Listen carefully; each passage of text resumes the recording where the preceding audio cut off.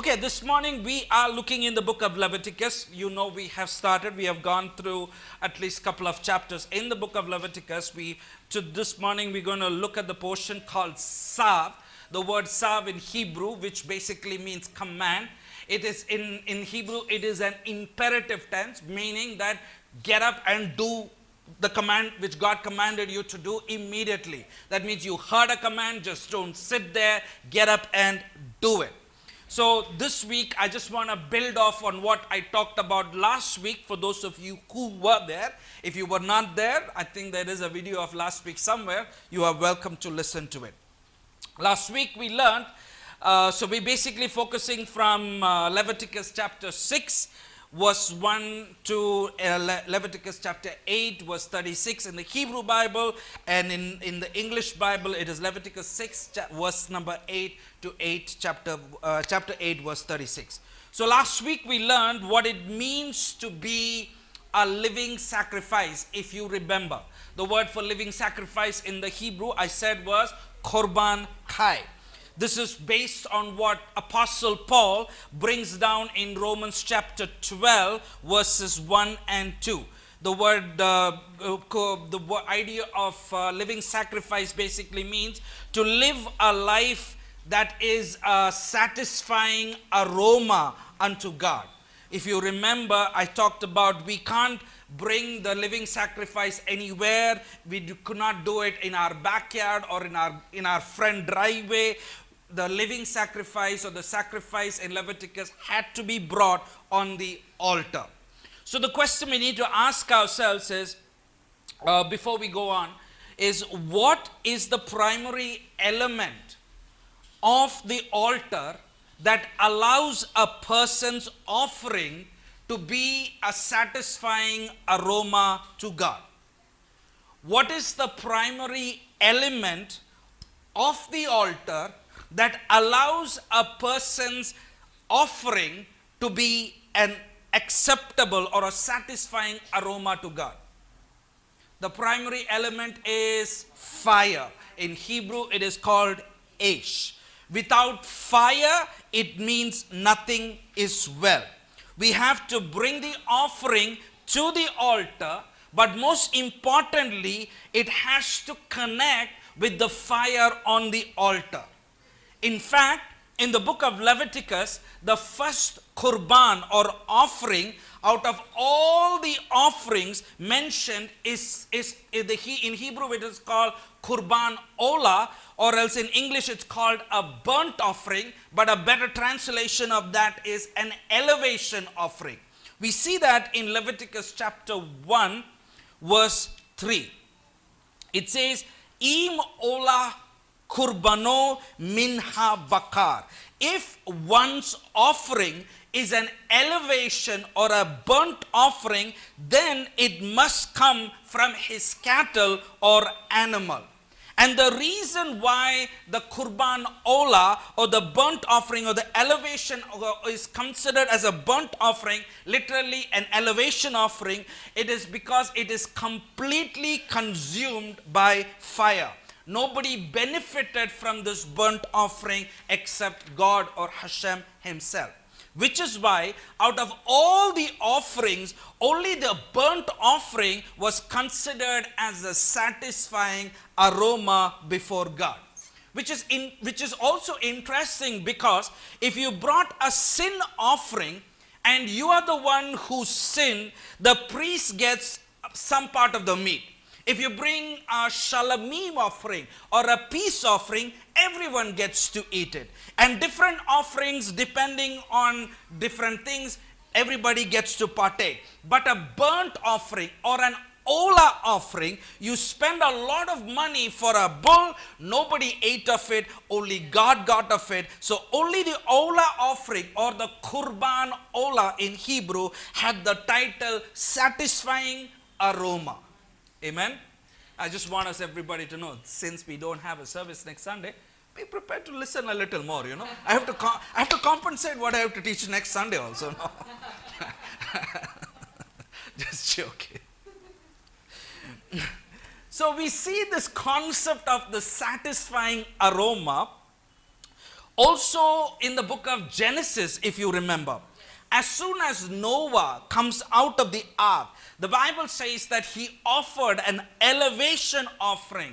And the Bible says that God smelt it, and it said that it was a satisfying aroma. God delighted in Noah's sacrifice, and that sacrifice was called an olah offering, burnt offering, literally an elevation offering. And this offering basically draws God's attention. Which is amazing, because Paul says in Romans 12, it is that type of offering you have to bring to God, because that type of offering brings God's attention into your life. And the reason why the burnt offering was a satisfying aroma before God, because it atoned for a person's evil thoughts. A person's selfish thinking, their selfish or their sinful thoughts. So by offering a burnt offering or a kurban olah, an individual elevates their carnal way of thinking. They slaughter their evil thoughts in order to be filled with God's presence. That is why sometimes it is called a voluntary offering. A person brings it by his own free will voluntarily. Or else, in other words, for example, the reason why we sin is not because I just did it. I just didn't happen to kill a person. It doesn't happen that way. Everything happens because it is premeditated.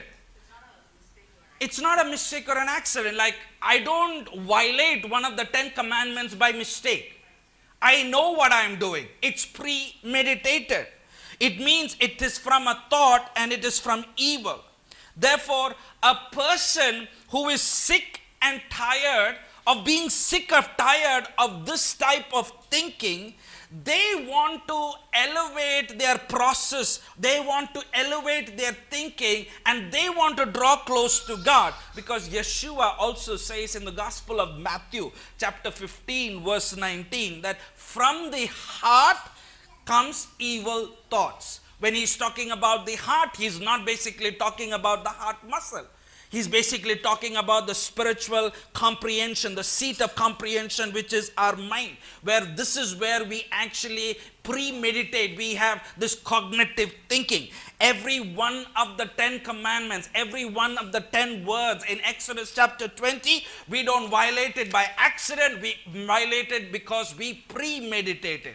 The reason many of us as believers or Christians, we don't celebrate Shabbat on Saturday, because we have the understanding that Shabbat is on a Sunday. But the question we need to ask ourselves, is that true? Did Yeshua really change it?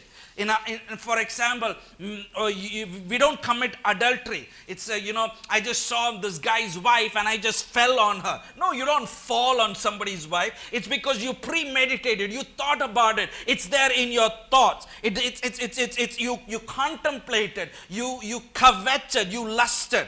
Or else I accidentally stole somebody's wallet. No, you didn't accidentally steal somebody's wallet. You premeditated it, you decided it, and you knew how to steal it. That's why you stole it. It was not an accident. It's premeditated. Nothing happens because it falls just from the sky.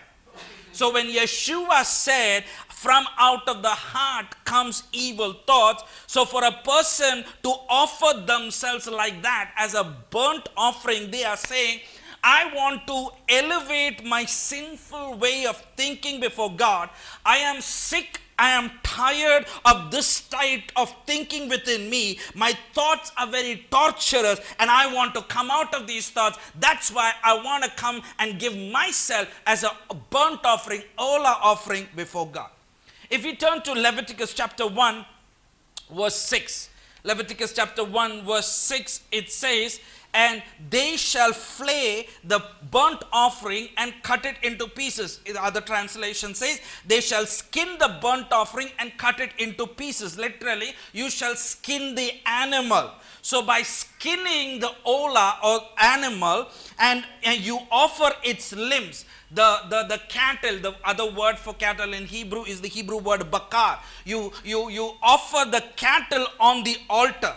So the individual who does this, who actually skins the animal, he or she is actually going through the process inside of them spiritually.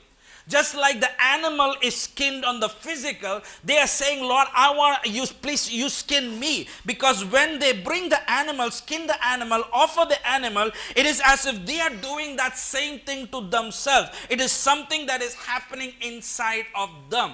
That's why as we prepare for Pesach, we remember one of the commandments in the Bible during for Passover to even partake of the Passover or the Passover Seder.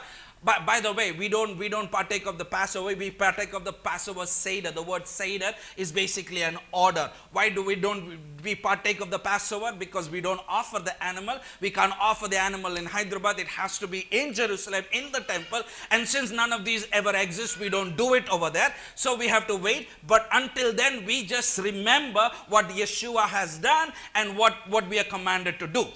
Are you with me? So basically what happens is before we go and partake of the Seder, the Bible says that we have to remove the chametz. The Hebrew word for chametz means leaven. We need to remove leaven. What is leaven? Leaven can be pride, leaven can be lust, leaven can be any sinful thing.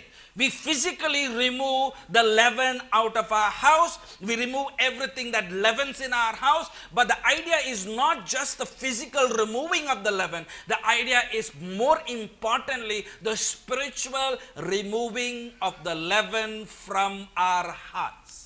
So as we prepare to partake of the Pesach Seder, the Passover Seder, it is important that we come prepared. How do we come prepared? Yes, there is a physical preparation. But more importantly than the physical preparation, I encourage you to come prepared with the spiritual preparation. To remove the leaven from your own heart. Look at your own life and see if there is evil, pride, guilt, shame. Remove it. Come prepared. And moreover, when you come, don't come empty-handed. Amen? So basically, when they skin the animal in Leviticus, it is literally like they are skinning themselves. So it is like God is slaughtering them in their inside by removing their inner nature, their evil nature, the evil thoughts. He's stripping them away from them. Therefore, the animal is nothing more than a symbolism or a metaphor of what is supposed to be happening within the human being. This is why the Qurban or this burnt offering is such a aroma, satisfying aroma to God. It stirs up God because, you know why? Because this person does it voluntarily. God says, you do this, you do that, and we say with our minds, yes, I register, I acknowledge, but I still continue sinning. But so the person who wants to bring a burnt offering, he has to do it voluntarily. He cannot bring it out of because I told you to do it. You have to do it because you desire. And the subjects, in other words, they subject their will to the will of God, and that they take interest in slaughtering their own desires before God as a living sacrifice. And when somebody does such an act, it basically stirs up God. And God says, I smell somebody sacrificing themselves. And when he smells somebody sacrificing themselves, that brings God's attention on the person's life. Amen. We sing that song, your presence is heaven to me. When does that happen? When does the presence of God become heaven to me? Is when I voluntarily sacrifice myself. I bring God's attention to me. Then his presence comes. The Bible says in Leviticus chapter 1 verse 2. We know it in all our Bibles. It says that if a man from among you is to offer his offering. That verse is it's not actually translated really properly in the Hebrew. In the Hebrew, it actually should say, for a man to draw near, he must sacrifice himself to Hashem. It is not about bringing an animal. What is the animal? You are the animal. If you want to draw close to God, you yourself are the animal that you need to sacrifice to draw close to God. You cannot come close to Hashem unless you sacrifice yourself. So here the Torah is telling us that we are the Qurban and we are the offering itself. And in order to be a satisfying aroma before God, we must present ourselves as a living sacrifice, or else, in other words, we are to die to ourselves on a daily basis. So when we offer ourselves in this manner, we gradually strip away our materialistic, our outer shell. By doing this, when we remove our outer shell, you know what happens? We get elevated, and that's when we experience God in a different, greater, better, majestic dimension. Which is why the word olah or burnt offering, the word olah comes from the root word in Hebrew called Allah, which is not Allah of Arabic. It is Allah, which basically means to ascend. Which is why when a person gets to Aliyah, to read the Torah, it is like a spiritual ascension. Or when somebody moves to Israel, they are making aliyah to Israel. They are moving up spiritually. They are being elevated to God. That's why I say going to Israel, going to the land is not just for sightseeing. It is a spiritual invitation by Hashem. You need to be invited. And when you are invited, you need to take that as a great honor, because God is drawing you close to Him. So when a person sacrifices themselves, they are saying, I want to be elevated. I want to draw closer to God. I want to draw higher. I want to draw closer to Him. And this is only possible when we place our animal soul, our nefesh behema, which is minha bakar, from your cattle. The Torah says in Leviticus chapter 1 verse 2, you want to bring an olah, you bring it from your cattle. Or else many people say, I've heard that the sages say that the nations are like cattle. It's not the sages who say that the nations are like cattle. It is the Bible, the Torah, which says that the nations are like cattle. But the thing is, whenever we hear that the nations are like cattle, that sounds very derogatory and very disrespectful. Friends, we need to understand, God made us, each of us, in His image. When we live like animals, that is not like being in the image of God. This is what is called living according to our animal desires, doing things that animals do, not living in the Spirit of God or in the neshama. We live in the animal level of our soul, the nefesh level, the carnal level. And when groups of people or when groups of nation behave in their carnal nature, you know what? They are none other like cattle in their behavior. It's like, I'm not able to tolerate somebody else because he believes in something else. What do you mean? This is what the God's Bible says. It sounds derogatory, but in reality, this is how God looks at us. You either live like an animal or you live like a human being that is created in the image of God. There are people who have different faiths, different belief systems. Just because they don't have ours, what does it mean? Do we have to beat them up, throw them out, and treat them like trash? No. The choice is yours. You need to decide. Do you want to live like an animal, or do you want to live in the image of God? Because our world is filled with human beings who act like animals. For example, check the news, the stuff people do. People say, God said, I made you in our image. But the things that the ISIS does, the things that many people do in our country in the name of religion and other things, just see what happens. They're not satisfied until they kill somebody, murder somebody, and they say it's a mistake. There is no mistake.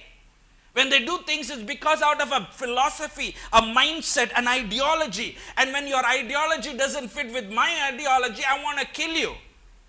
Because I want to make something out of something, but that's living like an animal. That's living in my flesh. That's living in an animal nature. Raping one person, it's inhumane. Children getting raped as young as 6 months old, it's inhumane. It's not because you're behaving like animals. It is animals who are supposed to behave like that. But when man behaves like that, what do you call yourselves? Animal. You're not a human being anymore. Therefore, the only possibility to draw closer to God is by offering our animalistic nature, desire, our Yetzer Hara, our evil inclination. Upon where? Upon the altar. The Hebrew word for altar is Mizbeach. Why? Because the word Mizbeach, altar, comes from another Hebrew word, Zawat, which means to slaughter. We slaughter ourselves on the altar of God. What do we slaughter? Our old nature. Crucify yourself daily. Take up your cross daily. That's what it means. It means to slaughter, to be consumed by the fire in order to eliminate that which is not of God within you. So the question we need to ask ourselves this morning is, out of all the elements, why fire? Why not water? Why not air? Why is fire the choicest substance that God uses? In fact, the Bible says that God is a consuming fire. We see that in Deuteronomy chapter 4 verse 24, where it says, Hashem your God is a consuming fire. So for people who think that God is a fluffy, stuffy teddy bear in heaven, and the Bible on the other side says that God is a consuming fire, who wants to get close to this God? He's not a Santa Claus. That's what I'm trying to say. And what's interesting about this phrase over here in Deuteronomy 4:2, where it says that God is Ish Okla, consuming fire. The word Okla comes from the word Akal, which basically means to consume. Literally, it means to eliminate, disintegrate, or mass consumption. Just like an burnt offering is consumed completely on the altar, God himself is the fire that consumes. Therefore, God himself is the one that consumes the offering on the altar. Figuratively speaking, it is not like he is at the altar with a spoon and a fork and a knife in his hand, like what's for dinner. I'm not talking literally. Figuratively speaking, he takes delight on what's being offered on the altar, because it is supposed to represent the inner nature of man slaughtering himself before God. This is why when a person offers himself as a burnt offering, an elevation offering before God, Hashem is greatly pleased by that individual. Are you with me? They are making a voluntary choice to elevate themselves without God telling them to do it. Without someone on their back that you need to get your act right. Nobody's telling them. They, on their own free will, desire to draw close to God. Something is stirring inside of them. I want to go close to God.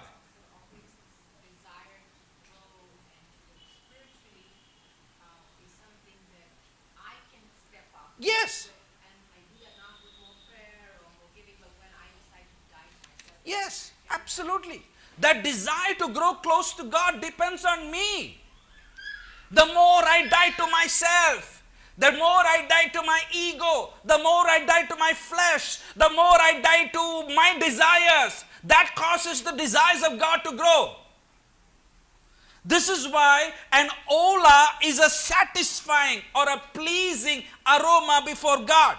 It is like a sweet smelling, burning carnality. God steps out and he's basically talking to his angels, and he says, you know what, guys? I smell this beautiful aroma. Do you smell it? And the angel said, what? That's my favorite dinner that's cooking. What is my favorite dinner? I like that. They, my people, are offering themselves voluntarily, and I'm not even asking them to give themselves more, but they are doing it on their own. That's the offering I like. Are you with me? Someone realized that they want to elevate, draw close to God. They are putting their flesh on the altar.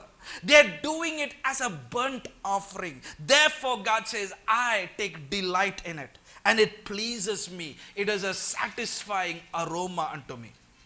When a person places their carnality, physically speaking, on the altar, or figuratively speaking, on the altar, they are allowing God's Spirit, God's fire to consume them. Are you with me? So, does this mean that the fire on the altar is God Himself? What does that mean? Or what is the purpose of fire? Or what is fire? People give different answers about fire and its character. According to Western philosophy, the world is known to be divided into 4 elements: earth, water, air, and fire. Early Babylonian astrologers assigned each of the elements into the constellation in the zodiac. So according to the early Babylonian, they believed, according to their philosophy, Babylon back in those days, they believed that anybody whose star is Aries, Leos, or Sagittarius were constellation signs of fire. Are you with me? They were fire signs. Therefore, they believe that if a person is born under this constellation, was called a hot-headed person. What do I mean? They're basically every time angry. They have some type of natural anger flared to them. Now, first of all, I want you to know that I don't believe, I'm not advocating horoscopes, okay? I'm not telling you to look at all that. But I don't also want you to know that I'm not denying there are spiritual powers that is along with it. They are very real things, and people who get involved with it are affected by it. Especially there are angelic power that has power to these guiding constellations. You know, the sages of Israel back in the way back said that the people of Israel transcend astrological influences. Which means I'm not under the power of the horoscope or tarot card reading if I'm serving the God of Israel. My destiny is not guided by which star I was born under in this world. It doesn't apply to me as a believer in the Messiah.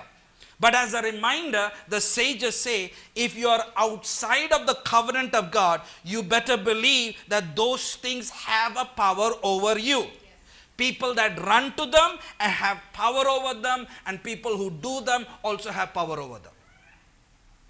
So you need to decide, you are either in the covenant or you are outside the covenant. If you are in the covenant, it doesn't apply. You're not in the covenant, all these things have effects on your life. So basically these are real things and they have real powers. Yes. But when we're in Messiah and become people of God, we rise up above it and we will not be subject to it. Yes, absolutely.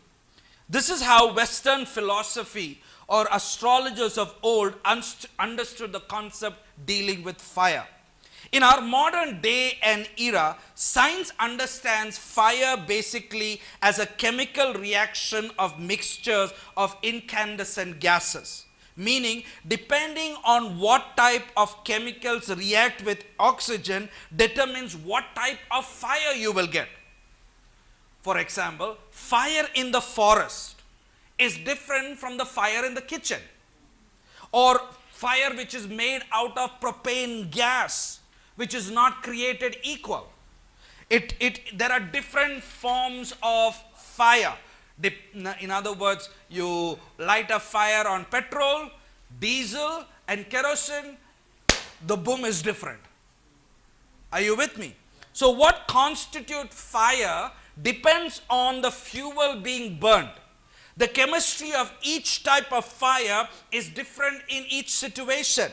They are similar to the extent of all fires that release energy. Therefore, the more oxygen you have, the more boom you have in most cases. Are you with me?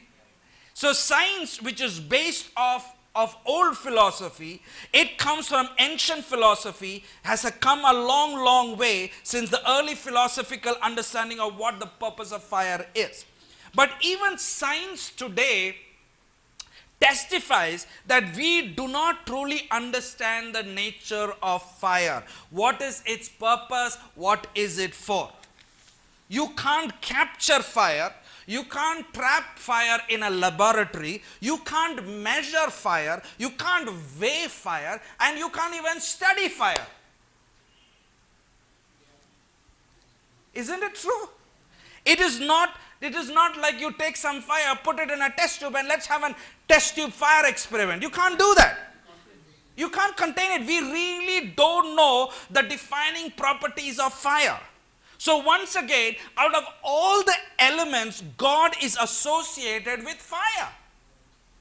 Fire is the primary element that determines your offering was acceptable before Him or not. It's like you bring an offering, you put it at the altar. If it is consumed by fire, then your offering is accepted. If it is not consumed, your offering is not accepted. In the New Testament, we learn that one of the main functions of the Messiah was to immerse a person with the Holy Spirit and fire. Yeah. We all want, fill me with the Holy Spirit and fire. In Matthew's Gospel, if you remember, he tells us that when a group of members from the Sanhedrin came to John the Immerser to inquire about his authority, he is immersing people in. John tells them something very pretty unique. See what it says. Matthew chapter 3 verse 11. Matthew chapter 3 verse 11. He says, listen carefully. I immerse you with waters that lead to repentance. You come in and I witness you being immersed. But listen carefully. There is one who is coming after me, who is much more stronger. He is going to immerse you in the Holy Spirit and fire. He is going to do two things is what John says. What is it? And he says that I am not worthy to untie this guy's shoes. Strings. So the question is, why fire? If you look at the context here in Matthew chapter 3, if you go back to Matthew chapter 3, 10 to 12, verse number 12, it says it gives the notion of fire somehow associated with judgment. Because John says if the tree doesn't bear fruit, it is cut down, it is going to be thrown into the fire. The wheat will be separated from the chaff will be consumed by the fire, therefore it seems to be judgment. But we need to understand something about verse 11 in connection with God's Spirit. He says Holy Spirit and fire. Holy Spirit and fire, they go hand in hand. In other words, you cannot be filled with the Holy Spirit until you are first filled with the fire. Are you with me? It is the litmus test for us today. If you have not experienced the fire of God, then the reality is you do not have the fire of the Holy Spirit also within you. Or you don't have the Holy Spirit within you. You have not experienced the Holy Spirit. If you don't have the fire of God, you don't have the Holy Spirit within you. Are you with me? With all due respect, many of us do not understand what it means to be filled with God's Spirit. We take this concept very, very, very, very lightly. We forget the fire part that comes with the package of the Holy Spirit. Holy Spirit and fire. Holy Spirit is not just about speaking in tongues. We can't just get Holy Spirit, we have to get the fire of God as well. Holy Spirit and fire go hand in hand. Why? Because fire serves as a purifying agent. It functions as a cleansing tool to remove impurities. Whenever silver or gold becomes tarnished, it has to be refined in the fire. And depending on how pure your gold or silver is, will determine how meticulous or how detailed the refining process is also. The purity of gold in this world is defined by carats. A carrot, not the eating carrot, okay? A carat is basically 1/24th part of pure gold by its weight. Therefore, 24 karat gold is the purest form of gold in the market. That is why people don't wear 24 karat gold every day, because it becomes easily blemished and it can easily damage as well.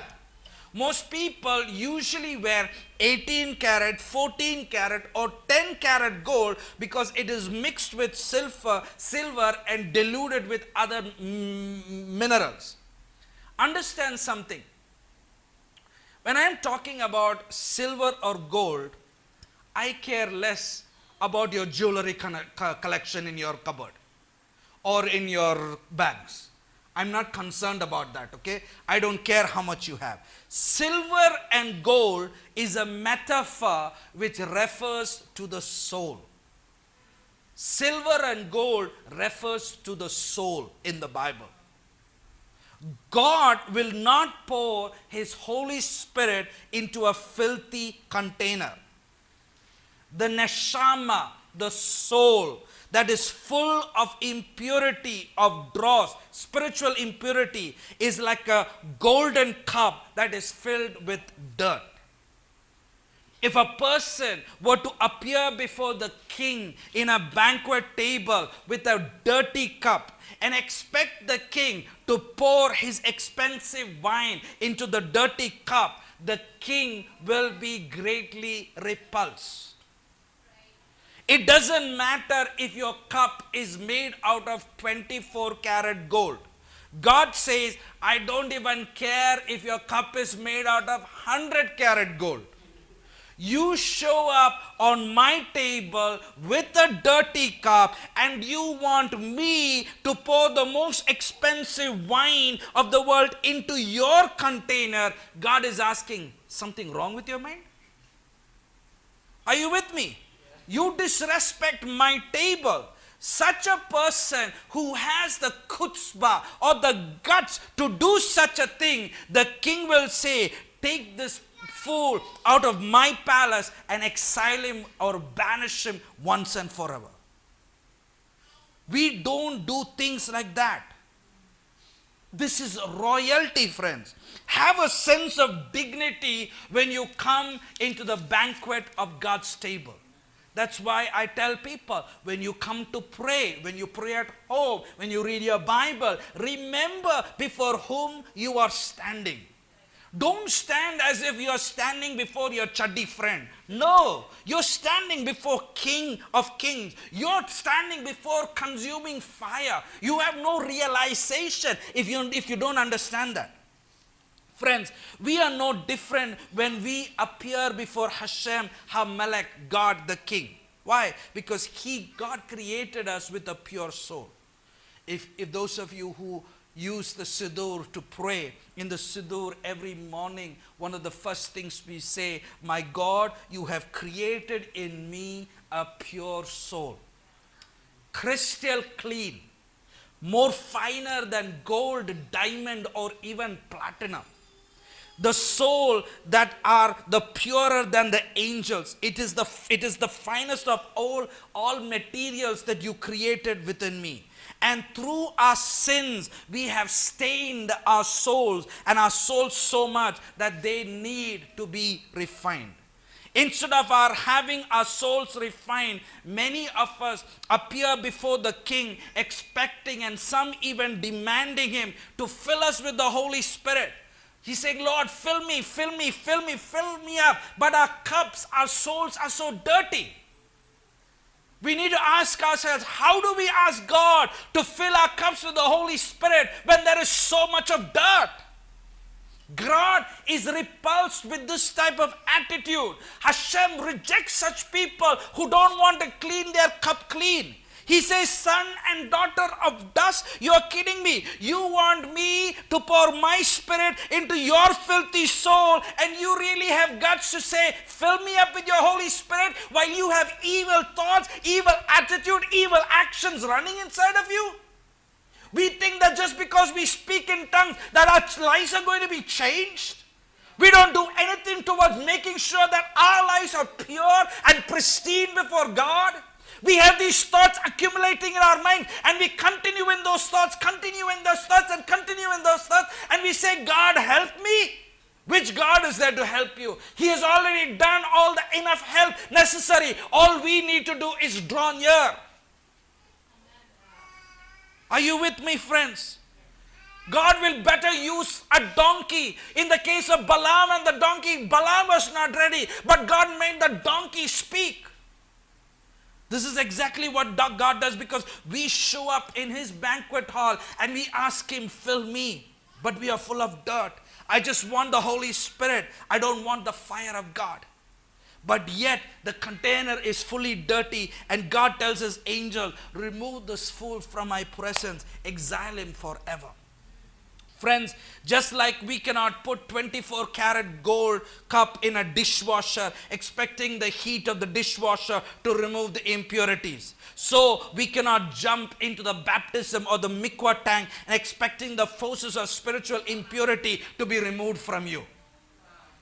You want spiritual impurities in your heart to be removed? By taking baptism, it doesn't go. How does it go? By repentance, by confession, by getting rid of it physically, virtually, by confessing it with your mouth. Then you take baptism, it makes sense. This is why John is telling the Sanhedrin in Matthew chapter 3, when they come to him, he's saying, I simply immerse you in water for repentance. But that is not good enough for you, because you keep sinning, you keep sinning, you keep sinning. But let me tell you something, there is one who is coming after me. He will fill you with what? Holy Spirit and fire. What does the fire do? The fire removes away the impurities, and then the Holy Spirit does in you. That is going to get the job done. He's going to remove, or he's going to burn the living daylights of your soul. And it's going to be very, very painful when you go through it. But friends, when you go through it and when it is done, then you will be experiencing the power of God in your life. Friends, it is not that baptism does not have purification power. But once a person continues sinning, dirt on top of dirt, the baptism is no longer effective.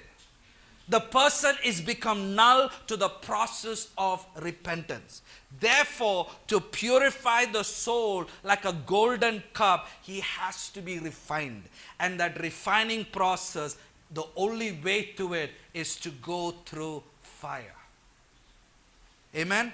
There is no getting around it. The only process for a person to be cleansed is fire.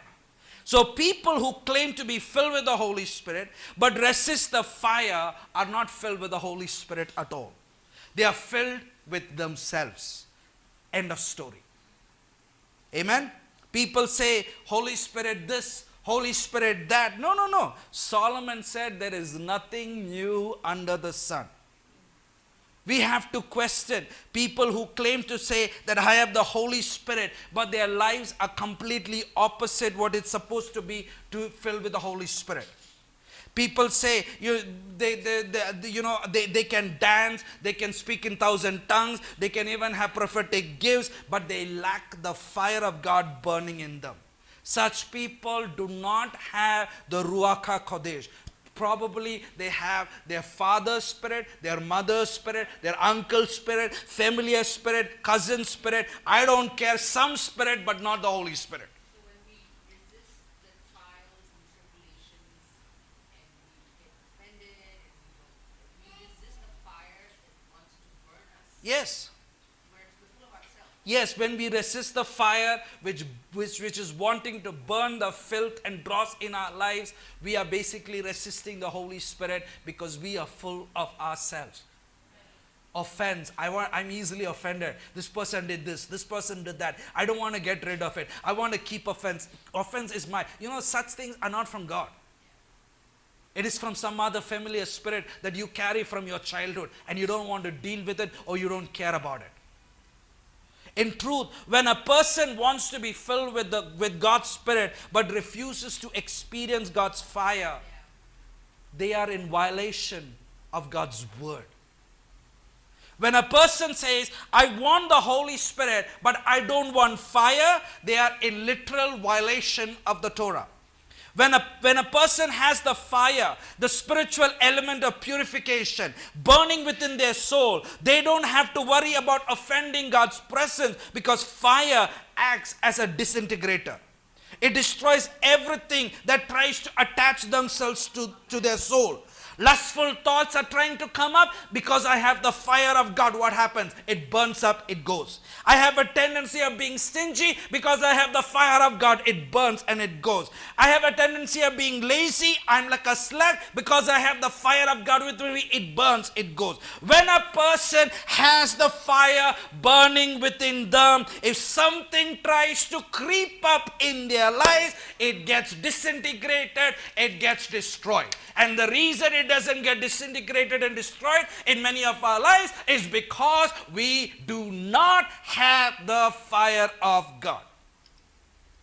And the Bible says at this stage of spiritual elevation. Why elevation? Because by what is the nature of the fire?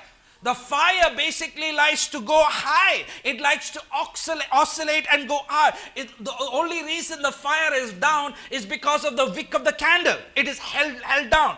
Therefore, at this stage of spiritual elevation, a person experiences God's presence as if they are living in heaven itself. Olam haba. Your presence is like heaven. When? At this stage of spiritual elevation. At this stage of a burnt offering. Even though you are living in this world, you have a direct connection that is flowing directly into their souls from the heavens. When a person doesn't experience the fire of God at this level, they are in direct violation of the Torah, and what they are doing is that they are playing religion. In the book of Leviticus, it talks about the law of the olah, or the burnt offering, the legal status of the burnt offering.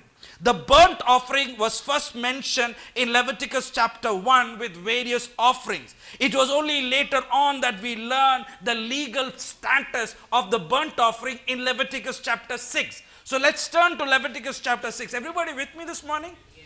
Are you learning something? Okay, Leviticus chapter 6 verse 8 in your English Bibles and verse number 2 in the Hebrew Bible. It says, Zot Torah ha-olah. Verse 8. Leviticus 6, 8. This is the legal status of the burnt offering. What version is that? You must be verse 2 then. Verse 2? Yes. This. TLV follows my Bible, okay? That's a good Bible to follow. So basically, it says over there, this is the legal status of the burnt offering. Which means, if it is legal status, God's word is saying pay close attention to it. Because if you violate it, you violate the law. See what it says. Zot HaTorah. This is the law of the instruction of the elevation offering. It is the elevation offering that should stay lit on the altar from morning till evening or until morning, and the fire of the altar should be permanently lit. Do not put it out. Now this is a very positive commandment. What is the positive commandment? To keep the fire on the altar continually burning. It is a negative command to put off the fire on the altar. Everybody are you with me? Yes. This is what it says. It says in verse number 12, verse number 5 of the Hebrew Bible. It says in Leviticus chapter 6, 5, Hebrew Bible, verse 12 in the English Bible, the fire of the altar shall remain burning on it. It shall never be extinguished, put off, and the Kohen, the servant of God, shall put wood upon it. Morning to morning he shall prepare the elevation, the olah offering upon it, cause its fats and peace offerings to go up in smoke. Now, the question we need to ask ourselves, how can this law of the burnt offering or elevation offering be relevant today? Are you with me? Because we no longer have a temple to offer a burnt offering. Okay, let's just play the devil's advocate. Okay? Let me play that for you. There's no temple, so how can this be? If there's no temple, that means there is no altar. If there is no altar, that means there is no fire. If there is no fire, that means there is no sacrifices to offer. If there are no sacrifices to offer, why should you and I be concerned with this stupid expired rulings of the Torah, which is basically predated? It is over. Jesus did away with it. Why should I even be bothered about Leviticus? It has nothing to do with it. Jesus fulfilled it. You and I are under the law. They are irrelevant to what I has to do in my relationship with God. Do you know what? 99.9% of the church, this is how they look at the book of Leviticus. We can even further argue. They will even quote scriptures from the New Testament. Hebrews 7 says, when the priesthood has changed, the law must also change. So the question we need to ask, did the Torah predate the priesthood? Did the Torah predate the priesthood? Yes. Then what is the New Testament talking about? How can a burnt offering be relevant today? Let's put the book of Hebrews in Jewish terms. You know why? Because it's written by Jews. It's very simple, no? It's not rocket science. It's for the Jewish people, written by the Jews. It's not, I didn't write it, so I have nothing to say about it. Clearly, first of all, we need to understand that the Torah has not changed. Not one iota is done away with. Even the Messiah tells that to us in Matthew chapter 5 verse 17 and 18. Do not think that I have come to abolish the Torah and the prophets, but I did not come to abolish, but I came to complete. So he says that truly, truly I say to you, heaven and earth may pass away, but not one tag, one not iota of thing will pass away. So in other words, heaven and earth are there till 1 o'clock in the afternoon. Therefore, I believe that the Torah is also relevant to us today, which means that the sacrifices are also relevant to us today. You can bring sacrifices. Pastor, what are you saying? Not in the literal form. Don't misquote me, okay? We need to know if Leviticus still applies to us today. How do we do this commandment? How do we fulfill it? I'm not going to build an altar. I don't want you to bring animals over here. I am not going to allow you to skin it. You can go to the butcher shop and do all that. No fire here. The fire on the altar was from heaven. It's not going to fall over here. Yes, you are the Mishkan, okay? So, what was unique about the fire of the altar? That the Torah says that there was a prohibition to extinguish it. What was so unique about this fire? It says that you could not put this fire off. Now, just think about it. Let's put things in the natural realm. It's the altar. The altar is part of the tabernacle.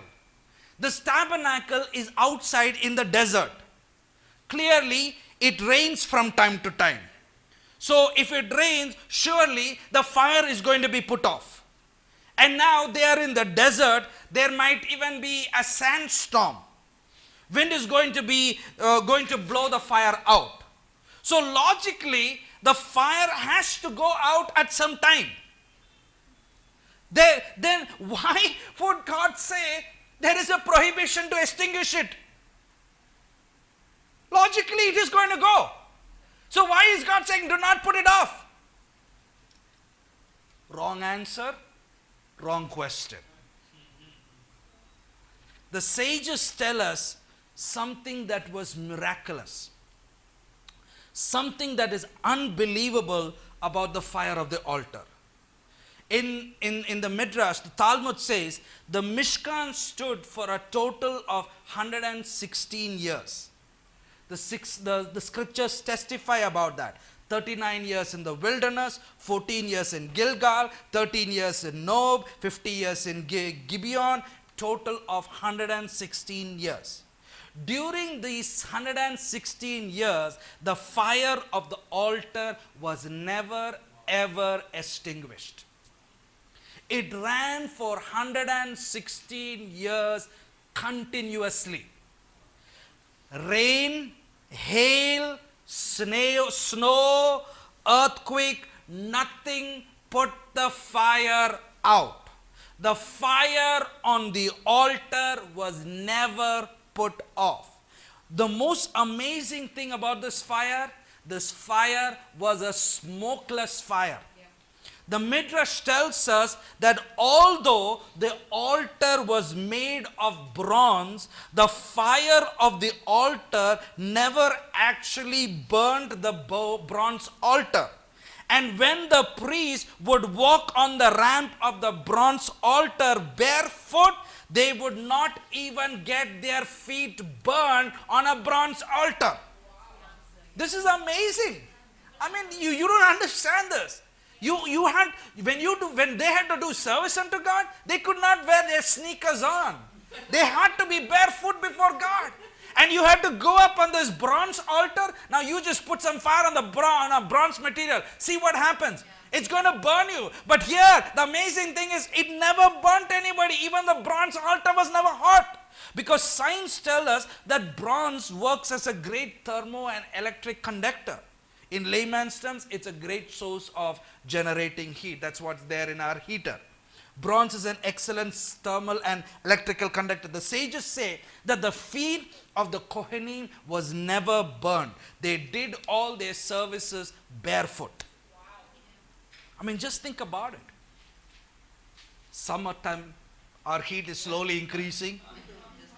We have only 36 right now. Let's wait for 40, 45 in a couple of weeks. Hopefully not, God forbid. But if that happens, try going out on our tar road, on this high tension road. Let's see who all are going to do the hullabaloo dance. It's the beautiful dance you will ever see. Those who don't know how to dance will start to dance. It's a beautiful thing. But yet, the sages say that they walked on the bronze altar barefoot. How is that possible? The sages explain the reason why this phenomena was experienced. No wood burning, smokeless fire, no fire ever being extinguished, the Kohanim's feet not being burned, is because the fire on the altar was not a normal fire. It was not a natural fire. The fire on the altar was a fire directly from the heavens. Wow! It was fire directly from God. So the question we need to ask ourselves, if this was heavenly fire and this came from God, then why does the Torah command us not to extinguish the fire that does not have any origination in this world? The physical properties of fire that result from combustion, we have control over. Fire breaks out, we know what to do. We know how to extinguish the fire. Campfire, we know how to put up the campfire. Fire that we make, we know what to do. We can control a substance, but who can control a substance of unknown origin? Why should God tell us in Leviticus 6 that the fire upon the altar shall be burning in it and it shall not be put off? If we have no control over the fire, why tell me not to extinguish something that we have no control over? I mean, how does one extinguish unknown fire? if one cannot generate the unknown fire? I mean, think about it. What is it even doing in the Bible? Why is this command even there? If this was heavenly fire, then why did God command the earthly elements such as wood to be placed on the altar? Now you must be thinking, why should we think like that? I mean, that's how you study the Bible. If this was not earthly fire, why do we put wood? What is the purpose of the wood? The wood is for earthly fire. This is the heavenly fire. Why do we put wood? I like what Ramkal, Rabbi Moshe Chaim Luzzatto says.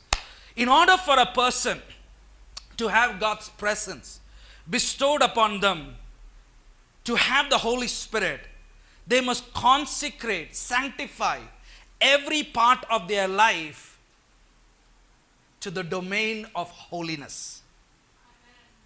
Every part of your life means from the shoes you wear to the comb you put on your hair, it needs to be consecrated for the service of God because they are holy instruments.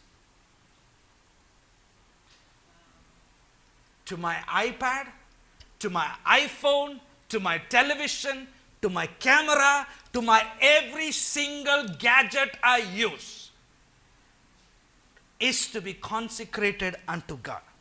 Everything you do, from the shoes you put on, to the clothes you wear, to the food you eat, is to be consecrated in the domain of holiness. Why? Because we take such little importance for the things we have for granted. We abuse them in the service of God, and we take these things which God has provided us, with lightly.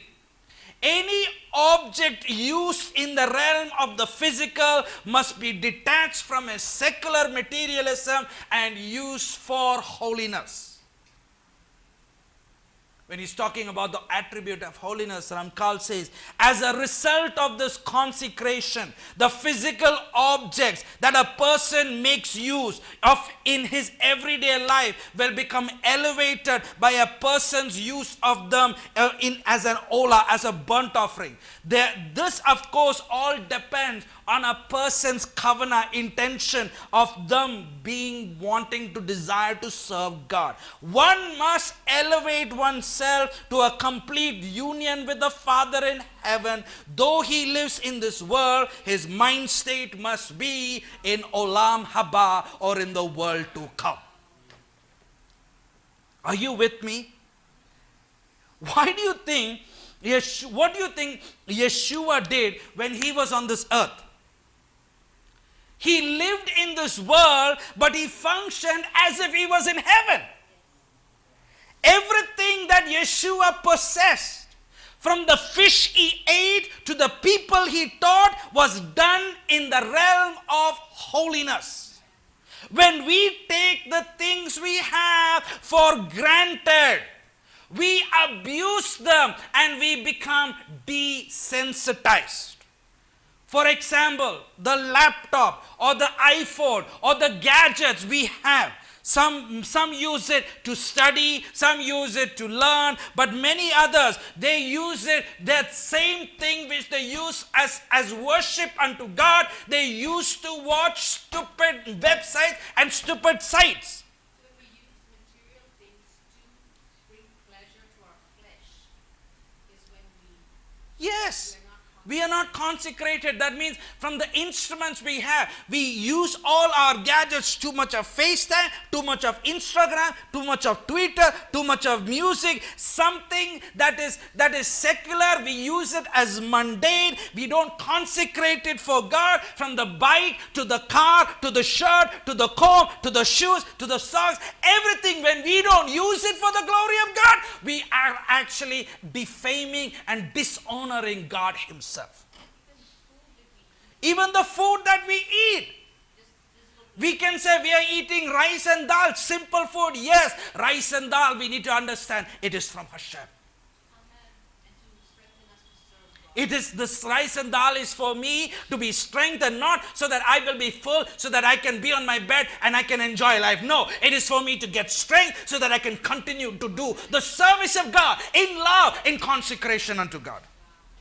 The wood on the altar was only a metaphor. The wood basically represents the human being. God did not need any firewood to descend upon. He does perfectly well without any firewood. The sages say, when the righteous consecrate their lives to Hashem, they are just like the temple of God. When you consecrate your life unto God, you are like the temple of God. Sounds familiar? That's what Paul says in 1 Corinthians chapter 6:19. Furthermore, the objects we use on our body are holy vessels in the temple. Yes, that means the comb that we put on our hair, the laptop that we use, the cell phone that we use can be used as a holy vessel. But it depends on your intention, on how you want to connect with God. So we stop living in our nefesh and we start living in the neshama. It's amazing. That means we are already in olam haba. Absolutely. That is union with Hashem. Absolutely. Earlier, we looked at the Western philosophy, divides the world into 4 elements. I said earth, water, air, and fire. And how the Babylonian astrologers assign each of the 4 elements to the constellation of the zodiac. In the 11th century, there was a man called Rambam, Maimonides. He was very well versed in the philosophies of Greece, especially the philosophical ideas of Aristotle, who was the leading Greek philosopher of that time. He wrote a book called Moreh Nevuchim. Basically, in English, it's called The Guide for the Perplexed. It was written in Arabic. He wrote this book as an attempt to defend the concepts of the Torah, especially in conjunction with Aristotle's thought. The reason why he did this is because the popular religion of that day was Islam. And Islam was forcing itself on people in the 11th century. The Orthodox was being killed by the Muslims because of their belief, and the Kara Jews were the only ones who were being saved during that time. So Rambam tried to hide their actual belief of the Jews in the form of philosophy, and he wanted to reconcile it. And much of Islam was basically surrounded, or the belief system of Islam is around the belief system of Aristotle's philosophy. This is why if you take a look at Aristotle's view of the Creator, this is how the Quran views Allah. You find them basically similar. Are you with me? It is very philosophical. Rambam basically tried to reconcile them both, basically so that he would make sure that the Jewish people would not die. In his book, he said that how philosophy believes that the world is divided into 4 elements: earth, water, air, and fire. And then on a microcosmic level, or according to the philosophers, the human beings contain each of these 4 elements within themselves. So Rambam replies to this belief and explains that how Judaism understands these concepts, but on a much more deeper level according to the Torah. You know what he's doing? He's basically doing exactly what Apostle Paul did in Acts chapter 17 when he's talking to the Greeks in Athens. He saw an inscription to an unknown God. He's basically tried to attempt to help them understand the God of Abraham, Isaac, and Jacob. So when Rambam tries to reconcile this, does that mean that these 4 elements of the earth, water, air, and fire are in man? Does it mean that when we cut ourselves, we will see vegetables and dirt flying out of us? Can we get a whole garden in our whole body? No. So what does that mean? So what is he trying to say? For example, the element of the earth, basically dirt. Dirt represents the potential of life. You place a seed in the dirt, you cultivate the dirt, you pour water in the dirt, eventually the dirt is going to produce fruit for you. It produces life. So using the concept of fire on the altar, Rambam points out that the fire in the human being represents the divine motivation of life. Fire represents compassion and desire. To be on the fire for the creator of heaven and earth, a person who has no fire in them is basically a person who is lethargic, lazy, who has no compassion, and who has no love in serving God. Without fire, a person is like a negative aspect of dirt. How is that so? If life is not being produced from dirt, it sits barren, desolate, it becomes a no man's land. Though it has potential, without any cultivation, it sits heavy and depressed, which is why depression is also likened to dirt. Lowliness. Dirt is like a light substance. Put a pile on top of each other, and what happens? We cannot move it. This is what depression is like. So while it is heavy, it still has a potential of life, because by nature, God made life producing substance. That means even in depression, there can be life. This is why we have a command never to extinguish the fire on the altar. In order to have compassion and motivational drive in serving God, we must have the fire of God burning in our soul. And sin, when it builds up in us, it dampens the fire. And this is why Paul says in Romans, do not let sin reign in your mortal bodies. If you do not have faith to destroy it, you will basically lose the fire of God from your soul. Are you with me? In other words, each of us have the fire of God. And the reason the fire is not active in our life is because of sin. The more we sin, it basically dampens. But we need to understand there is still potential of life within us. All we need to do is repent and decide to ascend. Amen. There was a scribe. You know what's a scribe?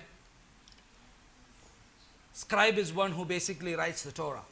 And Yeshua says in Matthew chapter 13, 52, that when you hear a scribe teaching, listen carefully to him, because pay attention to his words. It says because he is able to help you understand the secrets of God's word. So the Qassam Saifa, he comes, who is a scribe, he comes along and he explains that the reason why the Torah commands the fire to remain continually lit on the altar, because it is not limited to a physical fire. Rather, it is a reference to for a human being. He says that the Torah says in Hebrew very clearly, in Leviticus chapter 6 verse 5, verse number 12 in the English, the fire of the altar should burn in him. See what it says over there. Leviticus chapter 6 verse 5, verse 12 in English, verse 5 in, what does it say, Ravi?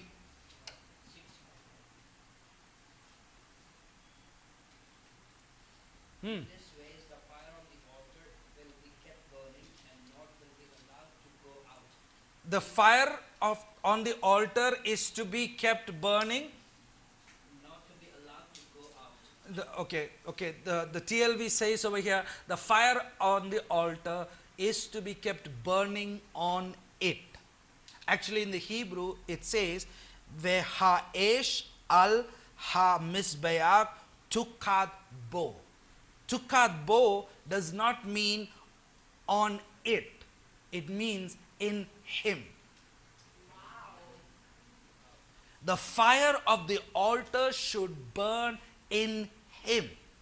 And the question we need to ask ourselves, if that is what it says in the Hebrew, who is the him?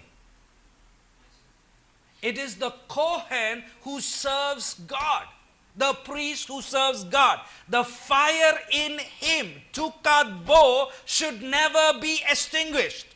It was the Kohen who has the privilege to be close to God in his service. Therefore, the Kohen is blessed.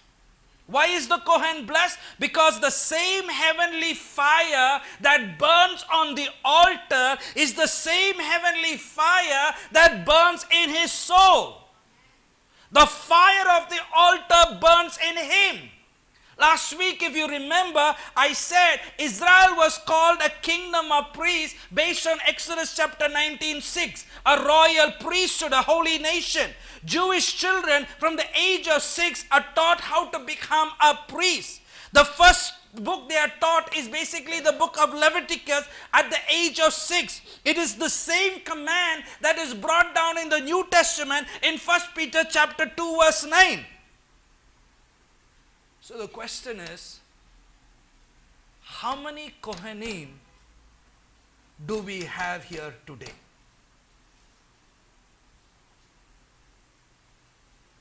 How many priests do we have here today?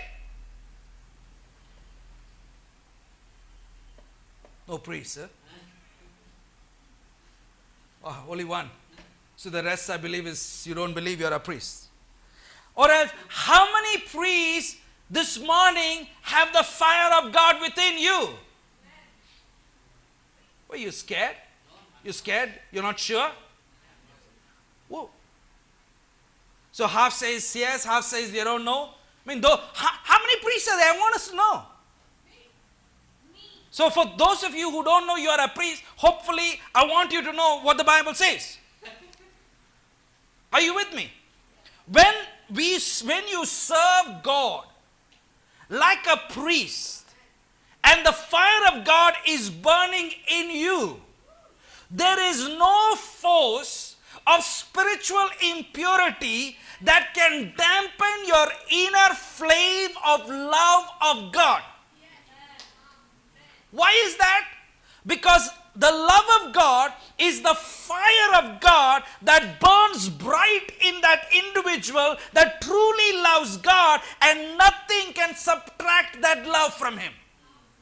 The Song of Solomon, chapter 8, verse 7, the King Solomon says, many waters, Ma'im Rabim lo yakolu et kabot et hahava. Many waters, it says over there in 8:7 of Song of Solomon. Many waters can also mean to interpret tidal waves of materialism will never be able to extinguish the one who loves God.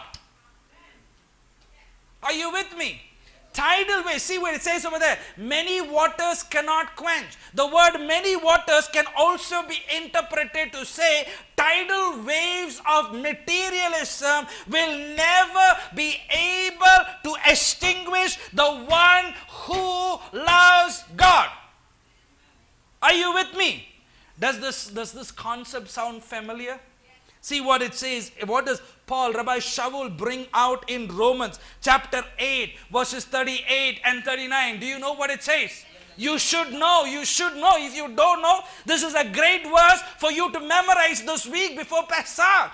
Romans chapter 8 verses 38 and 39, where it says, Paul says, I am convinced that neither death, nor life, nor angels, nor rulers, neither things present, nor things to come, nor powers, neither height, nor depth, nor any other creature will be able to separate us from the love of God, which is in Messiah Yeshua our Master. One who truly loves God. The fire of God grows in that individual day by day, and nothing can extinguish the fire. So when people say that I don't have the fire of God, it basically means I don't love God. Leviticus 6:5, 6:12, it says, the priest shall burn wood on the altar morning by boker. It uses in Hebrew 2 times the word, it is repeating.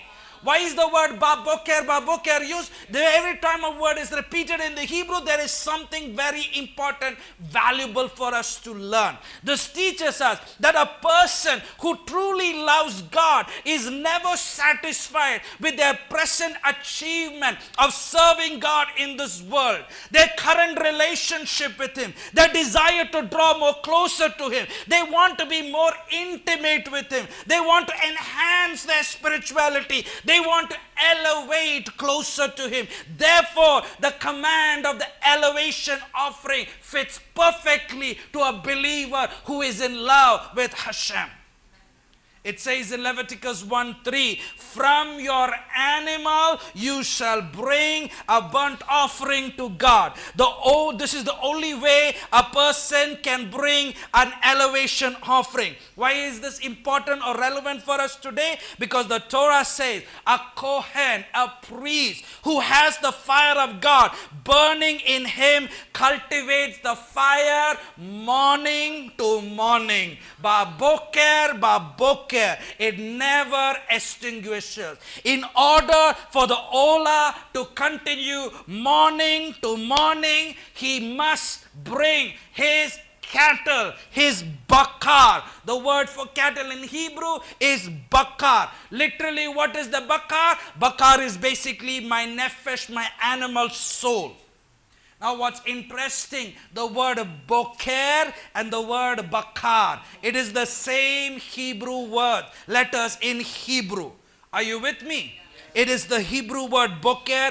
Boker is Beit Kuf Resh. Bakar is Beit Kuf Resh. It is basically different nukuts, different pronunciations.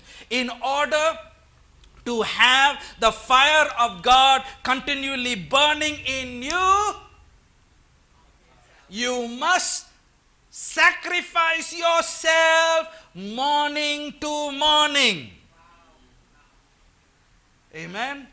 Every day, morning to morning, you have to die to yourself. And when you die to yourself, the fire of God will continue in your soul. This is your carnal death, which Romans 6:11 talks about. You must reconcile yourself dead to sin, but alive to God in Messiah Yeshua. Which is also, it is without a coincidence, we have to note the Hebrew word for grave is kever. The word kever is a permeation of the Hebrew word boker, which or bakar. It is the same Hebrew letters. What does it teach us? That when you put your animal nature, when you put your flesh to the death in grave, you will experience the resurrection power of Messiah that burns like fire and rises like the rays of the sun. It is an elevation that rises in you. If you fail to offer your flesh morning to morning, then you're basically extinguishing the fire of God. Instead, your flesh lying in the grave, it is the soul that is lying in the grave, and which basically means you become spiritually dead and you don't walk with God. Are you with me? In Leviticus 10, it records the tragedy. We're going to look at that later on. It talks to us about the tragedy of Aaron's two sons, Nadab and Abihu, who was killed by the fire of God. Leviticus 10:2 says, a fire came forth from Hashem and consumed them, and they died before Hashem.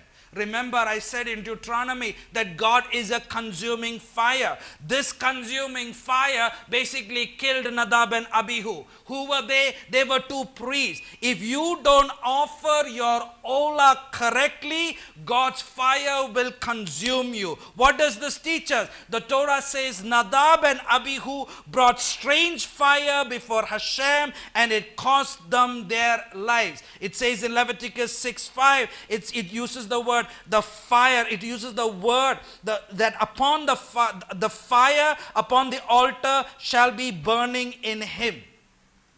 The word for fire is Aish. The fire is Ha-Aish. The Masoretic note in the Hebrew, there is in the word Ha-Aish is the letter Gimel. The letter Gimel has the numerical value 3, meaning that this phrase, the fire basically appears 3 times in the entire Tanakh. So the scribes want to teach us about these 3 times about the word the fire in the whole Tanakh or the Old Testament. The first time the word fire, the fire is there, is in Leviticus chapter 6 verse 5.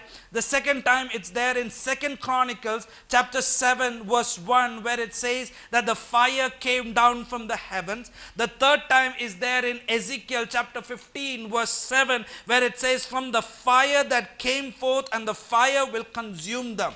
The verse in 2 Chronicles chapter 7 1 is basically clarifying what it says in Leviticus chapter 6 verse 5, where it is alluding to the fact that the fire on the altar was not a normal fire, but it was the fire that came down from the heavens. The verse in Ezekiel 15 7 is an allusion to Nadab and Abihu of Leviticus chapter 10 12, who were killed by the fire of God that consumed them. What is interesting? What is this all teaching us? What is the scribes trying to teach us? They are saying that because Nadab and Abihu reasoned,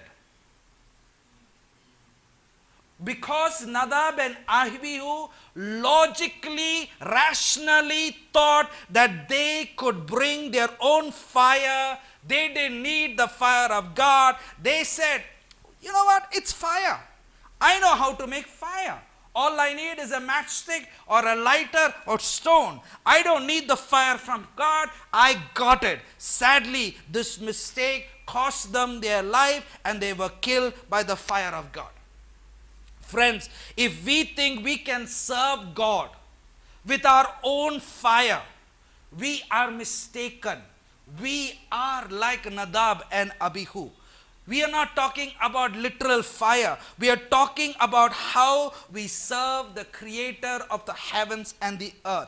Like a car that runs on gas, petrol or diesel. Once it runs out, what happens? It runs on fumes. And what happens? You have to be towed. In the same way, human fire, human motivation, human desire is like a gas in the car. It is a limited reserve of energy that will only carry a person so far. Not only does human fire dampen easily, the Torah calls human fire strange fire, alien fire.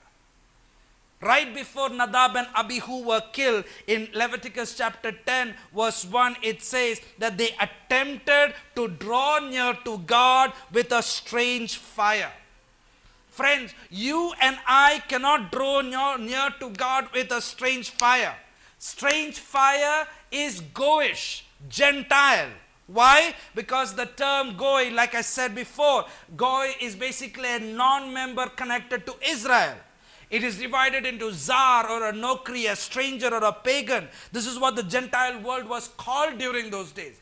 Paul himself says in Ephesians chapter 2 verse 12, before you heard about Messiah, you were Zarim, you were Nokri, you were pagans, you were strangers. That is what Goy. A Goy is a stranger.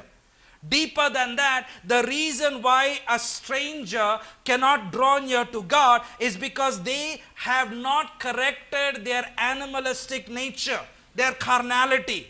This is what a Goy is. Technically, a Goy is a person with uncorrected sin. It is not a derogatory term. It is only a derogatory term to a person who is not spiritually alive. Nadab and Abihu, they were Jews. They were Kohanim, they were priests, they were sons of Aaron. They did not sacrifice their flesh. They did not sacrifice their bakar. From their flesh, they attempted to serve God. And according to the Bible, that is a big no, no, no, no, no. So even though they were externally Jews, they were Gentile inside. They were Gentiles spiritually.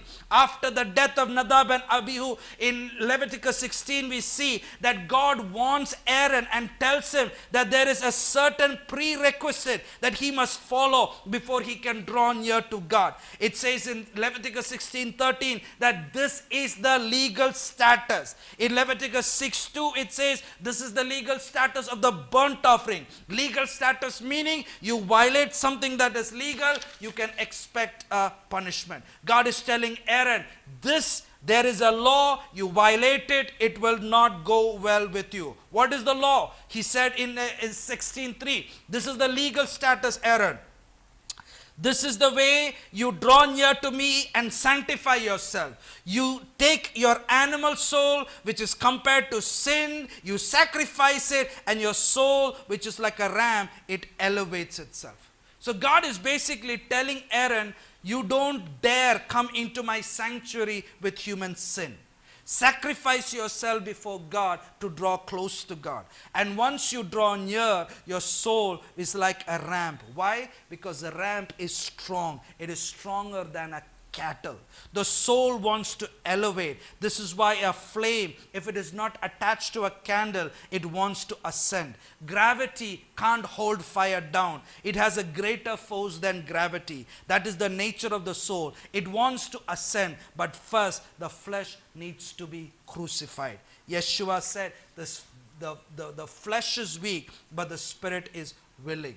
Therefore, God is telling everyone, don't you dare draw near to me with your sinful flesh. Nadab and Abihu had the guts to try to draw near to God in their terms, their personal philosophy and religious ideology. This is what it says in Leviticus 10:1. This is not what God commanded them. I didn't command them to come to me this way. This is how I want you to command them to come to me. Later on in the book of Numbers, we hear about another personality. That other personality's name is Korah. God said only the Kohanim were supposed to draw into the presence of God, not a stranger. A stranger should not come. But Korah, what did he do? He wanted to come closer to God. It says, Ramkal says, commenting about this verse in 18:4, it says, until a person has internally self-nullified, sacrificed their flesh before Hashem, they cannot be filled with the presence of God. Until a person dies to himself, they cannot be filled with the presence of God. If a person dare attempts to serve God, which means they want to serve Him, they want to be a leader, they want to be a teacher, when they don't have the fire of God in them to burn their sin away, they will face the same demise as Nadab and Abihu.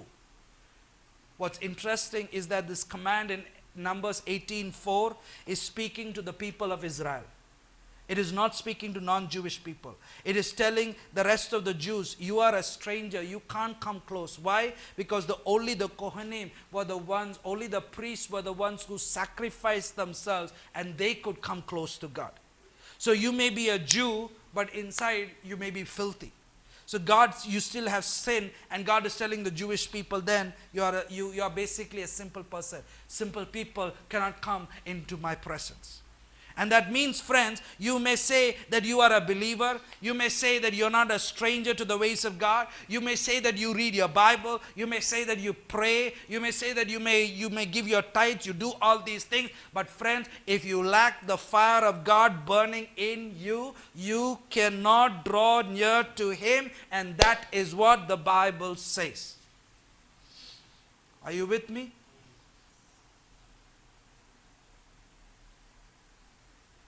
How do you want to draw near to God?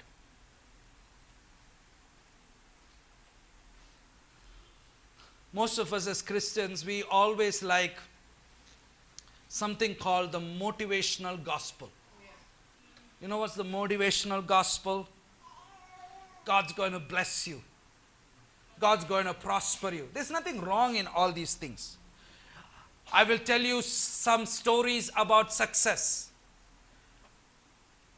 Are you guys listening this morning? Yes, absolutely. You know what is dangerous about motivational gospel?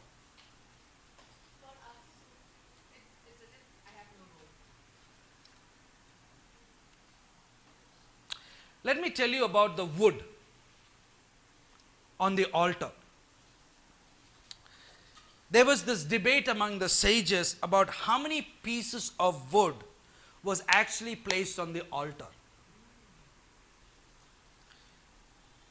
So according to one rabbi, it basically said there were 3 woods that was placed on the altar, 3 woods.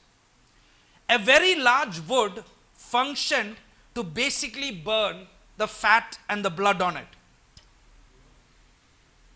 The second or the middle sized wood functioned as a vessel to take fire to light the incense and the menorah inside the tabernacle. While the third, the smaller wood, functioned basically as a receptacle that the fire never extinguished from. In other words, the third piece of wood was basically a decorative piece that God's fire descended upon. Even though none of the wood piece actually burned. Are you with me? Even though it was just there. What does this all teach us? In order to light the menorah, which was a holy vessel, that also used fire, and also the incense that used fire, in order to light these objects, it needed to come from a pre-existing fire. In this case, the wood that they got the fire from was not human fire, it was fire from heaven. So you want to be a source of inspiration to other people? You want to be a teacher of God, you want to be a mother, you want to be a father of God, you need to be ignited with the fire from heaven first. Are you with me? I can't teach somebody else if I don't have the fire within me. I can't tell somebody else, oh, just do this, because I don't have the fire within me. This is what it teaches. You can't be your own little fire. You have to be connected with a pre-existing fire. It's important to learn God's word without the pop culture agenda. When you learn God's word, we need to learn God's word, without our culture around it. People want to be motivational coaches, but they are human and they are limited in their motivation. So when you learn from people with little motivation and their motivation one day dries out, you know what? Your motivation also dries out. Are you with me? People are trying to serve God with human fire, listening to motivational speakers, life coaches. Don't get motivated with secular interest, because the secular interest is the very thing that is going to dampen your soul. What do they say? You want a new car, you want a breakthrough, you want finances, you want this, you want that, God will give you this, God will throw money upon you. You want to get motivated. I get dancing, I get motivated, then I begin to give. What happens when I don't get all these things? I did all these things, oh, it's all worthless, it's all useless. You know why? Because you're building your life based on motivation. You're not building your life based on God's word. That is what human motivation does. Ramkal says, unless your gifts, your talents, your money enter the domain of holiness, they will distance you from God. You might be crorepati. You might have all the wealth, you might have everything, but everything that you have, if it is not used for God and for His kingdom, that very thing that you have will take you away from God. Wealth is a blessing only if it is used for the kingdom of God. Not for you. I like this story. I think I said this once, but I want to say it again. This is the story of the Lubavitch Rebbe. The Menachem Mendel Schneisen, who passed away in Brooklyn, who is hailed as a messiah to his believers. This Rebbe was basically picked up every day from his house to get to the synagogue. He had a very, very, very old car. And this old car was basically falling out. It was really rusted.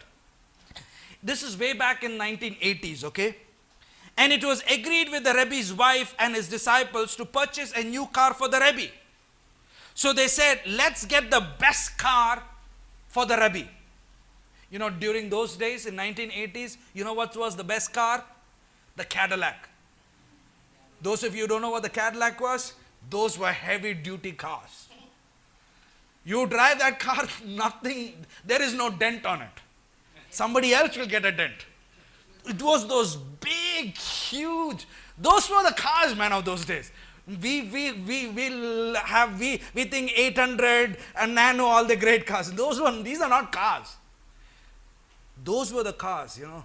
I don't want to talk about it. So they go ahead and purchase this car. And they go and pick up the Rebbe on his everyday thing. So he sits down, this all new car, leather seats, and he says, it's a new car.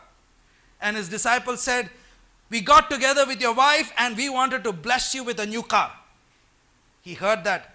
He got off the car and he shut the door. And he says, I want my old car back. Ravi is asking, what's wrong with this Rebbe? Yeah, that's what his disciples also ask. What's wrong with you? Rebbe, that is a piece of junk. You're a man of God. You have to have the best of the best. You should be going around with a little dignity. The Rebbe said, the car doesn't define who I am as a man of God. My soul does. The car doesn't define who I am as a man of God, but my soul does. So after a little bit of conversation between his disciples, finally he said, okay, I will keep this car on one condition. Not for picking me up and showing as if I am the rich rabbi running around in town. Because such a thing will make people envious. And I don't want people to be envious because of my material things. I want people to envy me for my relationship with God. Wow. How many of us will ever say that? We want to show all this off. We want to show off what we have. But here is a man of God who has the privilege of having everything. But he says, no. I don't want anybody to be envious because of the things I have. I want you to be envious because of my relationship with Hashem. He said, when you drive the car to and fro and run errands for the shul, you're chauffeuring God himself. God's presence is with you wherever you go, and therefore it is God in the back seat that you are driving around. And if you have this mindset, then we can keep the car. Once again, what did Ramkal say? Unless our gifts, our objects enter the domain of holiness, they will distance ourselves from God. They will dampen the fire of our relationship with God. It will not enhance it, it will dampen it. That is why people, when they did not have anything, they came to know God, and they had so much of wealth. When they had so much of wealth, they forgot God. Why? Because their wealth took precedence than God. Friends, when you pray, you have to pray you have to pray in such a way you're praying with fire in serving God. You can't just serve God and be motivated because you just got a new car. You can't serve God and be motivated because you got a promotion or you got a hike in the salary. No. You can't even serve God because the doctor said, oh, your health is perfect. No.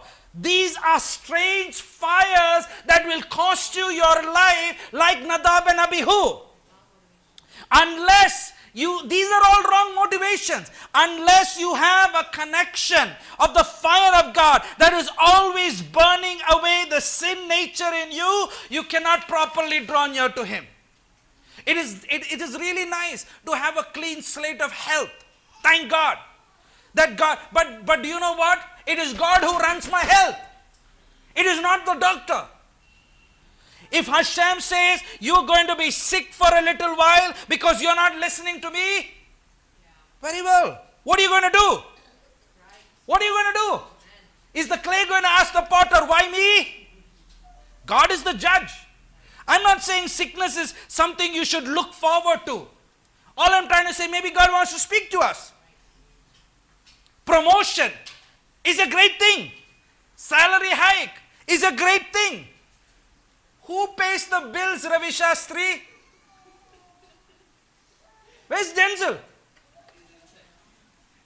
Who pays your bills? It's not your brains. Just think what happens. There's a little stroke to your brain. A little stroke to your brain. It's not working. It's not you. It is God who pays your bills. Having a new car is a great thing. But if you're not offering God Himself as King, it's not worth it. Yes, your family has a need, but it's not for your family. It's for Hashem. If it's for you, it's going to make people envious. You know, I remember as a young believer, when I bought things, when I bought a car or a cycle or thing, I remember I saying, God, this is not for me. This is for you. Use it for your glory. When I ride, Lord, ride along with me. Come with me. When I take people, come along with me. I used to say that for my smallest car, to my smallest bike, to my smallest everything. I said, Lord, it's not for me, it's for you. Friends, we have to learn to take our objects in the material world and enter the domain of holiness with them. Let's talk about prayer. When we pray, how many of us pray with the fire of God in our hearts? Many of times when many of us pray, we don't know even what to say. We pray as if we have a big 100 kg stone on our back. And it's like, like Winnie the Pooh. I think there's one character in Winnie the Pooh, every time that is always moaning.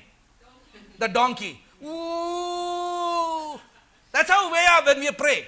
Ooh, God knows. It's like you're the donkey. Every time crying, moaning. Oh, what pathetic life I have. What are you doing with your pathetic life? All you're doing is glorifying it. Oh, it's very hard, Pastor. Get up. Stop complaining. Shut up. Start moving. It's hard. Who said it's not hard for anybody else? It's only hard for you. It's hard for me. When I pay 2.5 lakhs to go to Colombia, it's hard for me.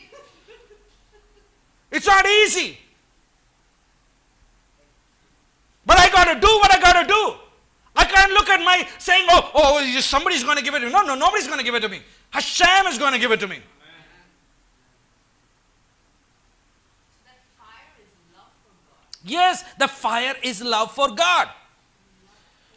When we pray, we have to have fire. We have to have compassion. We need to feel our prayer is ascending at the speed of light that is burning through the angels that stand in our way. Any principality of darkness on our way, our prayer should basically make a hole in their stomach going right through into the presence of God Himself. Nothing should be able to stop you or your prayer walk with God. Stop making excuses and saying, I don't have time. You should make time for prayer. When you learn the Torah, you learn it with fire. Like David says, show me the wonders of your Torah. Show me the spark. Show me the fire. I want to learn with compassion. Show me something. Not with academics. Many people read the Bible with no fire. That's why you read the Bible, it's boring. It's boring. You know why it's boring? Because there is no fire in your soul. I want something, when I read, it's going to convict me. It's going to burn the sin nature in me. I want to break down in tears while I'm reading God's word. No, Pastor, I don't want to break down in tears. I only want to break down in tears when I'm going through difficulty. Shaul says in 1 Thessalonians 5:19, do not quench the Holy Spirit. Literally, do not turn off the Spirit of God. When you and I attempt to serve God from a human fire, we quench His Spirit. We quench His Spirit. We lose the Spirit. We lose the Ruach HaKodesh. You know, this Torah portion is called Sav.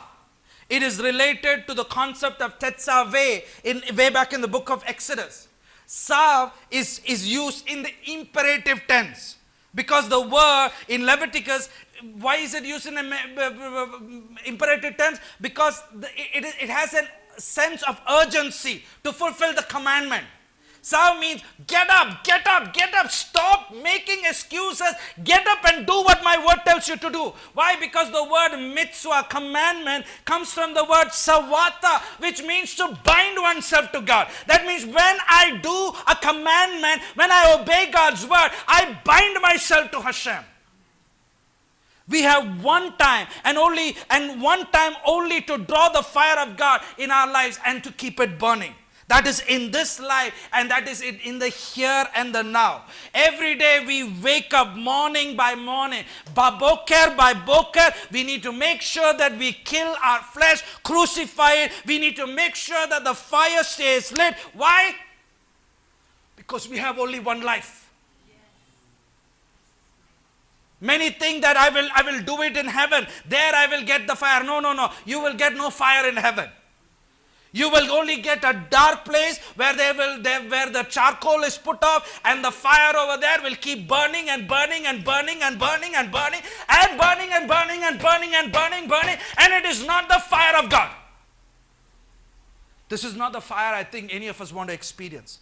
We want to experience the presence of His Shekinah. We want to experience the Holy Spirit. That is the fire we need. God is telling Moses, command Aaron, command the priests who are close to me. How many of us are priests over here? God is telling us, those of you who are priests, God is commanding you. Now, if you don't think you are a priest, you're even wasting your time coming to church. Who here is close to God? We all should be close to God. We have a command never to extinguish the fire. We have the command to draw close to the Father in heaven. And we need to make sure that we do it with proper intention. Use your materialism. Use your gifts. Use your talent. Use your money in the domain of holiness. And while you're doing it, you should do it with the fire of God inside, burning inside of your soul, because those who are watching you should actually get consumed with the fire you are doing it with. That fire can spread. Zav. The word zav means hurry up. Do it now. Why? Because you don't have tomorrow to fulfill it. Do it right now. You have today. I urge you all to ask God to burn the filth out of your lives, and ask the Holy Spirit to burn away that is taking you away from God, and ask the presence of God to do it right now, today, here, as we prepare towards Pesach. I really pray that each of us will prepare ourselves. We'll burn out the comets before Pesach. Get a little bit of quiet time between you and God. Ask God to burn away the leaven. Even if it hurts, it's okay, let it hurt. And rejoice, because God is burning it out of your life. It is better than the hell's fire. God's fire is better than the hell's fire. Amen? Because you're going to be thankful when you pass from this world, that you don't have to experience the lake of fire, but you can experience the Shekinah forever and ever. Amen. Father, we want to thank you for this morning. We want to thank you for your word. Father, your word is true. Your word it's like a fire that burns within our souls, oh Father. And I pray that each of us, oh God, will take this word seriously. And each of us, oh Lord, will not casually hear this. But Lord, we will do something, that we will not just walk about with human fire, but we will desire the fire from God. Because John the Immerser very clearly said that the one who comes after me will baptize me in the Holy Spirit and fire. So I pray that the fire of God will come and burn away every sin, every dross. And I pray that the Holy Spirit would be there upon me, so that I can be a living testimony. Day after day, I want to offer myself at the altar to make sure that the fire would continue, so that the fire of God would be an example, a testimony to people who see me, oh God. We bless you, oh God. We worship you, oh God. We give you praise, oh God, for yours is the kingdom.